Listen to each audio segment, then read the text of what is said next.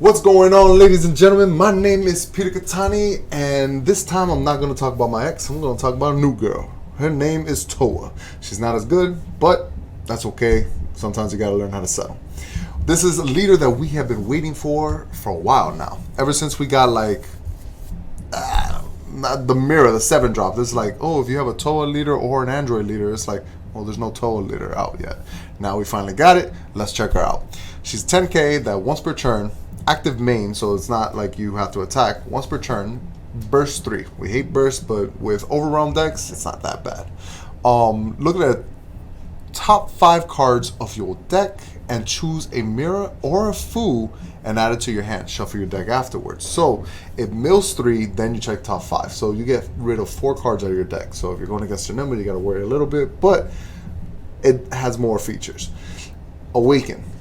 If you have 10 or more black cards in your warp, draw 1 card, choose 1 energy, switch it to active, and flip this card over. So theoretically, you can awaken with 8 cards in life. That's pretty cool. It's a different feature. It's interesting. I was trying to do like a different color, but outside of just mono black, but I found that awakening her was really hard with different colors. If you stick to mono black, you can awaken her by turn 2, and I'm gonna show you the combo soon. When she's flipped over, 15k, awesome. If they ever change that leader, if they go back to 10, ill. If they ever went to 16, my god, what a mess.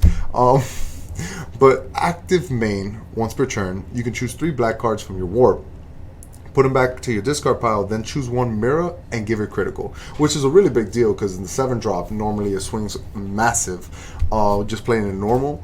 So giving just critical ain't that bad. I did want to add Champa because you can fit it. It's not like the Meager that when you mill a non-black card, you can't draw. That's horrendous. That's why I never did it. But in this one, you can. So far, I'm just trying this out, testing the waters.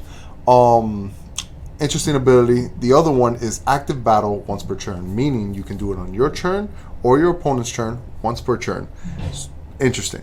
You pay 1, then choose 1 card from your hand, put it to the drop area, then choose 1 keyword to do on your opponent's battle card, because I want to make sure you couldn't do it on your own. Choose 1 keyword on your opponent's battle card and negate it for the duration of the turn. Really interesting. So Path of Greatness having that barrier, we're going to turn it off. You can choose barrier.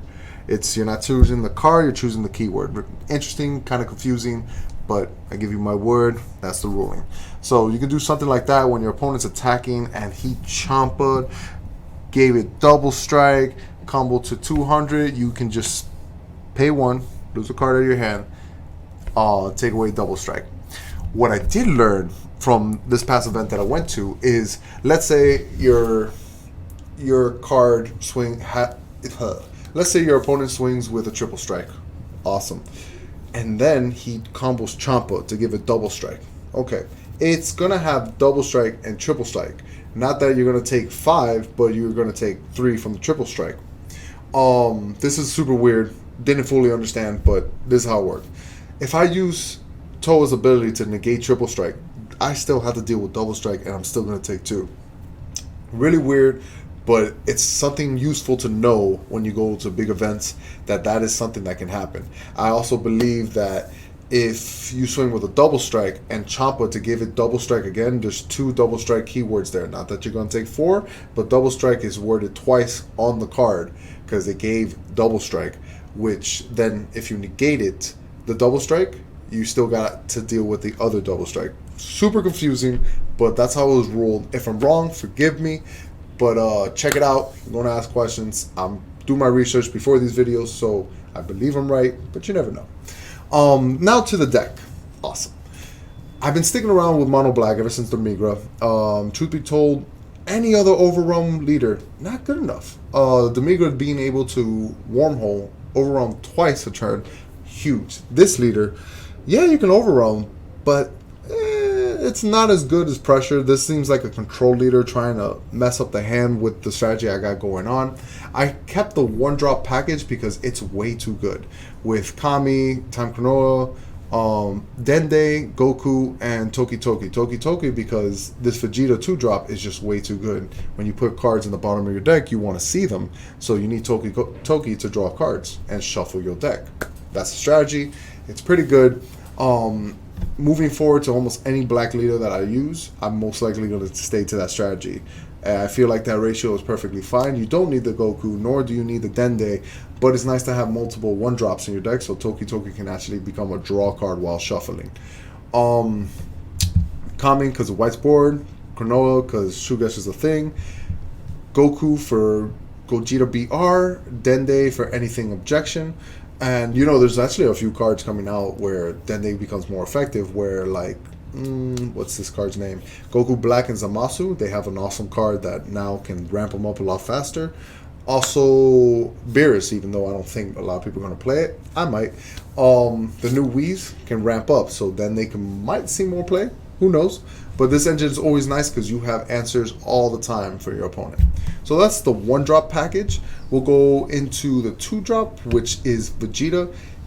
Ever since he came out, I think it was like 2 weeks ago. I'm sorry if I made the price a little high. Didn't mean to.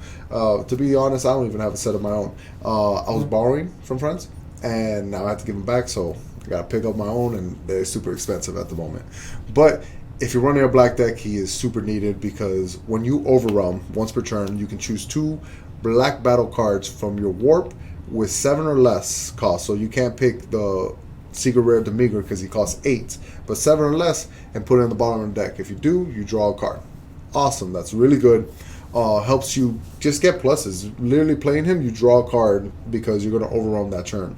You get benefits. The way he becomes out of control is when you have multiple. So if you have 1, awesome. You have 2, oh man, trouble. You definitely need him for a draw engine because something we didn't mention is this leader and Awakened side does not have a draw. When you swing, you do not draw, and that becomes very problematic. You are a control deck, awesome, cool, but you're drawing 1 card a turn. That is very bad. Especially with an ability where you have to discard a card to negate something. That's less card advantage. If it was once per turn, pay 1 and just do it, alright, I can understand why the draw is taken away. Cool. Now they literally hindered it so bad that, like, I have to do some games with this deck. This is all theory crafting, but I believe that that's going to be huge when my hand size won't be as good as normal. I have this build to Awaken by turn 2, but truth be told, I might have to stay on the unawakened side because at least this is theoretically a draw card. Even if it's getting me a mirror, as long as it doesn't miss, it's giving me a card. So still got to do some testing with it, but this is the best 2-drop to have. Your super combo is always going to be this because you're going to have 5 overwhelm easy. That's never going to be a problem, and the super combo is just that good. The Vegeta gets to put it to the bottom of the deck to draw a card, then Toki Toki shuffles your deck, and you'll be shuffling your super combos to draw more, so your opponent's just dealing with a bunch of super combos again. Awesome. Now I got hiccups. This is horrible, guys. So 3 negates. It's a control leader. I was really happy playing 2 in my last Amiga list, but 3 I can imagine is being better because you are a control deck. You want to negate big attacks. You want to negate important skills. 3 power burst also grants us any of our 1-drops to draw more cards. It replaces itself. Big fan. I kept it at 3. The monster himself, the 7-drop that everybody knows, it's way too good. Overall 4, pay 1. You bring out this 30k that has the flex, so there's no crusher ball in it or anything. When it attacks, it gains 500 for every card in warp. Very strong. If there's 10, that's 50 that it grabs. So 50 plus 30, 80 that it swings. And with the awakening side, you give a critical, it's 80 critical, pretty much gonna, if they don't have a negate, they're not blocking it. 3 banish of food, because the front side can grab it, and it's removal for the deck. Scientist food would actually be really good, because, again, your awakened side does not draw. But the double strike is not what we're trying to do. We're not trying to give our opponent cards out of hand. We kind of want to just swing with critical all the time. We want to bring out mirrors as much as possible and just crit them. Crit, crit, crit, crit. Swinging this guy by his real effect of, with he's brought out by union, he gains double strike, and then you give him crit. That's huge. That's kind of like the purpose of the deck, but we'll get into it more. Fu is just there for removal. Vegeta. Let's talk about this Vegeta. It's not just the fact that it's critical and it's pretty much our strategy at the moment, but it helps you awaken by turn 2. If you go first, great, it's not a big deal, but you do lose -1. If you go second, it's better because he's critical and you're able to swing with him, because you want to, the first thing you want to do on your turn is bring him out. Reason why is because you burst 3. Cool, so you have 3 cards in your graveyard. You overwhelm them to bring out Vegeta. He mills 3. By the end of the turn, Vegeta goes away, so you have 4 overwhelm. The very next turn, so your turn 2, you use TOWA's ability again, burst 3. With the 3 that Vegeta just sent, you have 6 in the warp, 6 in the graveyard to overwhelm, get 6. You have 10 in total black cards to awaken. Not bad. So turn 2, you can become a 15k leader automatically. It's pretty good. It's not bad. Again, this is theory crafting, but that's kind of what I had going on. Reason I'm playing the TOWAs, this beautiful package is, one, you're going to need it to when you do union absorption. I'm going to show you that, but mostly Path of Greatness is a 3-drop with barrier. But if we remove the barrier and then play this TOWA, you can take a 3-drop and put it in your side of the field, and you get Path of Greatness. That is so interesting, and I'm just tired of Victory Strike decks. So that's kind of my strategy, what I have going on. If they play that and they don't have a bad ring up or anything, I'm going to use leader, swing, activate battle, negate barrier, bring out this TOWA, my Path of Greatness, and that's it. We dealt with it. And this TOWA is just really good for the Broly BR. Big fan. Overall 4, costs nothing else, and you just bring it out, take a 2 or less. Big fan of this card. Now, when it comes to the mirror package, what you're going to play, this 7-drop is the main mirror, but the next ones that we are going to play is 3 of this old school dark absorption mirror that overwhelm 3, you can bring them out. Then you can pay 4, place 1 TOWA from your warp under this card. Of course, it's going to be warp, it can't be graveyard because you just overwhelm for this. So you put a TOWA from your warp, place it under this card. If your leader is an android or TOWA, which we finally have, choose 1 mirror with energy cost 7 from your hand or warp and play it on top of this in active mode. So you can swing with 15, pay 4, bring out the 7-drop, and put it in active. Pretty interesting. When you bring out the 7-drop, he has a very interesting ability that when you play this card using Union, that card uses Union, your opponent chooses 3 cards from the hand and sends it to warp. This card gains double strike for the duration of the turn. Not bad. And the fact that you brought it out with Union, he stays on the board. You have a 30k staying on the board with that kind of ability. Very interesting. But that's turn 4.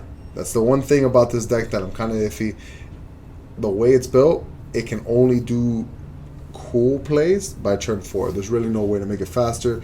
You could put blue again, but Awakening might just be too much of a problem. We play this mirror because your opponent has to discard a card, and once they're at 4 or less life, discarding a card and blocking an attack of 15 is 2 cards out of the hand. So very beneficial. If you gave him critical, even better. They will see no cards if this card hit or not. So big fan. And the new All-Star, it's a 4 of. Reason why, let me read it. It's a 5-drop double strike. Unabsorb. Choose a TOWA card from your warp, place it under this card. If your leader is a TOWA or android, choose up to 1 mirror card in your deck with energy cost 7. Play it in active on top of this card, then shuffle your deck. Oh, but what if you mill all the 7 copies? You're right. That's when this Vegeta comes in clutch and at least puts 1 mirror in the bottom of the deck, and you'll be okay. You'll be okay because you know you're going to be using this. Main reason we're using 4 of this and only 3 of the other one is because this one has deflect. But it has an interesting ability also. If you have 10 or more black cards in your warp, reduce the energy cost of this card from your hand by 1. So this card overruns for 3, but you got to pay 4 to basically do its whole play. This card is reduced by 1, so it's a 4-drop that you get to play by paying 4. His Union Absorb is free, so you don't have to pay anything other than a toll from Warp underneath him. And the main thing is he has deflect. There's no stopping this. He has deflect. The 7 has deflect. So no crusher ball is going to stop this. Another really interesting thing is a double strike. So you pay 4 to bring this out. Swing. As long as you know they don't have Mafuba, you're going to swing for a double strike combo, whatever you need to. And then for free, you're going to Union Absorb to the 7 drop. They discard 3 cards. He gains double strike. And most of the time, that's the guy I'm really giving critical to. But little strategy. So hopefully this deck profile wasn't super long. That was my goal this time. You know, lately I've been noticing my deck profiles being like 30, 40 minutes. So trying to cut it a little soon. If we were talking about my ex, I would talk so much more. But this leader, it's all right. Hopefully I can make it better. If there was a color that I would want to play, it's yellow. Because at those points, I want to use the Master Roshi and the Shin to draw 2 cards every turn. But then I don't know how she awakens. Because if I put that much yellow into the deck, what black 10 cards am I going to use to awaken with her? So this is the take I got. It's nice to finally be able to use this mirror. But I don't know if it's enough. Because we will not have the hand size. But that's when testing comes. This is Theory Crafting. Thank you for joining me. Until next time, guys.